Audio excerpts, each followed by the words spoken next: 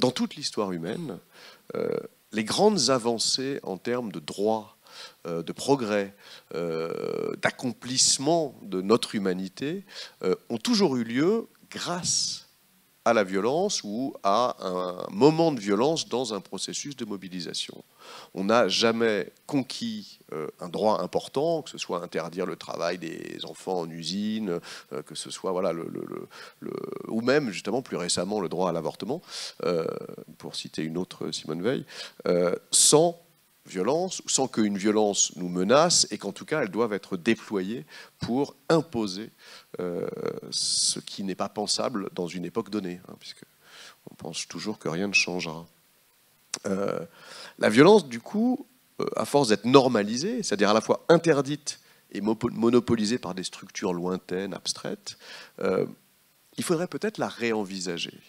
Il faudrait sans doute qu'elle rejoigne la panoplie de nos recours, de nos instruments de contre-pouvoir, de nos armes de résistance. Mais alors, attention, une violence qui ne serait que ponctuelle, stratégique, limitée, pensée dans un processus, et une violence de fait, aujourd'hui, pensée aux mobilisations qui ont lieu, aux mouvements sociaux aux quatre coins du monde, qui peut être une violence sur les biens, hein, le sabotage. C'est un signe des temps que le sabotage fasse aujourd'hui retour, un siècle et demi après les ouvriers du textile anglais qui cassaient les machines pour ne pas travailler. Voilà, ce que j'appelle sabotage, évidemment, va jusqu'au hacking ou même au travail de Wikileaks. Mais ça peut être aussi l'inertie du nombre face à la police, hein, un blocage par la simple inertie des corps agglutinés. Ça prend voilà, beaucoup de formes, de la confrontation jusqu'à des actions plus spécifiques.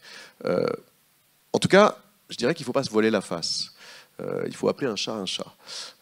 Il me semble qu'on est en guerre, que trois forces au moins, pour le dire très simplement, veulent notre mort, en tout cas nous écraser, nous faire taire, nous soumettre intégralement.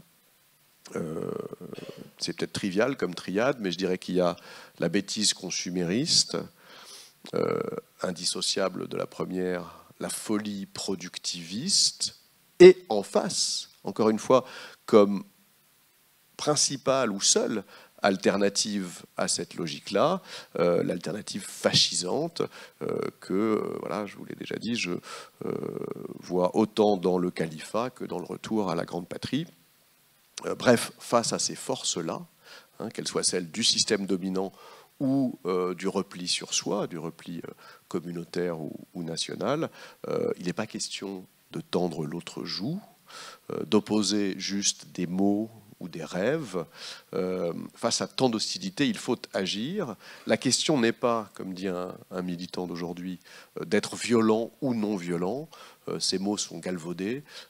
Personne n'est intégralement l'un ou l'autre, ça dépend des circonstances. La question serait plutôt, dit-il, d'être offensif ou inoffensif. J'aime bien cette distinction-là. Voilà. Comment être offensif contre ce qui vous fait violence ou inoffensif lorsqu'on bavarde et discute et que ça ne change rien.